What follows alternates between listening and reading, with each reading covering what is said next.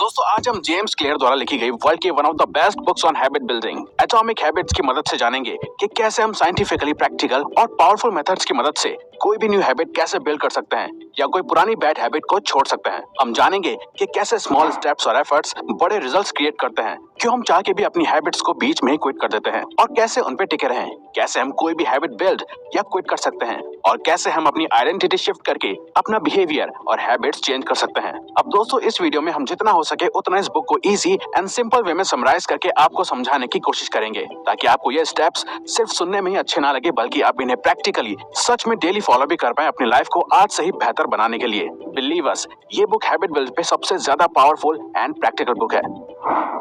So, number 1, the 1% rule. Small incremental changes can result in massive results. ज्यादातर लोगों को लगता है कि कुछ बड़ा अचीव करने के लिए हमें रोज बड़े स्टेप्स लेने की जरूरत होती है, लेकिन अगर इसे बिगर पिक्चर में देखा जाए तो ये कहना गलत होगा, क्योंकि according to James Clear compounding effect सिर्फ फाइनेंशियल इन्वेस्टमेंट्स में ही काम नहीं आता, बल्कि हमारी डेली लाइफ और हैबिट्स में भी अप्लाई होता है। अब कंपाउंडिंग दोनों ही केस में अप्लाई होती है, चाहे आप गुड हैबिट्स को लंबे समय तक फॉलो कर रहे हो या कोई बैड हैबिट को। लेकिन अगर आप सेल्फ इंप्रूवमेंट को फॉलो कर रहे हो और इफेक्टिव हैबिट्स बिल्ड करना चाहते हो, तो जेम्स कहते हैं कि अगर आप रोज सिर्फ 1% भी इंप्रूवमेंट करते हो तो साल के आखिर में आप 37 टाइम्स और ज्यादा बेहतर और ग्रो कर चुके होंगे। तो आपको ओवरनाइट रिजल्ट को भूल के रोज छोटे स्टेप्स और कंसिस्टेंसी पे फोकस करना है, क्योंकि पॉजिटिव रिजल्ट्स बाय प्रोडक्ट हैं उन छोटी इंप्रूवमेंट्स का जो आप रोज करते हैं। तभी हैबिट्स कंपाउंड इंटरेस्ट है सेल्फ इंप्रूवमेंट का। अब हाँ, अगर रोज देखा जाए तो हमारी हैबिट्स का इम्पैक्ट हमें ना के बराबर दिखता है, लेकिन थोड़े बड़े विजन के साथ देखा जाए तो यही हैबिट्स कुछ हफ्तों में, महीनों में या कुछ सालों में अपना इम्पैक्ट दिखाती हैं और तब रिजल्ट बहुत ज्यादा बड़े और विजिबल होते हैं, इवन कभी कभार तो हमारी उम्मीद से भी ज्यादा।